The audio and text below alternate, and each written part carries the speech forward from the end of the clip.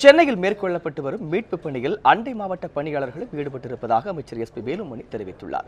சென்னையில் இன்று நடைபெற்ற ஆலோசனைக் கூட்டத்திற்கு பின் செய்தியாளர்களை சந்தித்த அவர் இவ்வாறு தெரிவித்தார்.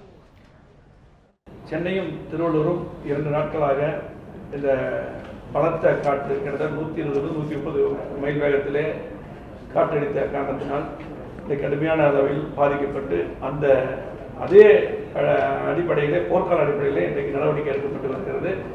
இன்றைக்கு நம்முடைய மாநகராட்சி சார்பில் 18,000 நம்முடைய அலுவலர்கள் இரவு பகலாக வேலை பார்த்து வருகிறார்கள். அதே போல கூடுதலாக பிற மாவட்டத்திலிருந்து 1983 பேர் இன்றைக்கு நியமிக்கப்பட்டு மொத்தம் 19,983 பேர் இன்றைக்கு வேலை பார்த்து வருகிறார்கள்.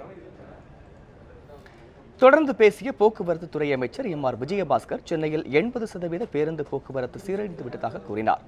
புறநகர் பகுதிகளில் போக்குவரத்து முடங்கிய பகுதிகளில் விரைவில் போக்குவரத்து சீரடையும் என்றும் அவர் தெரிவித்தார்.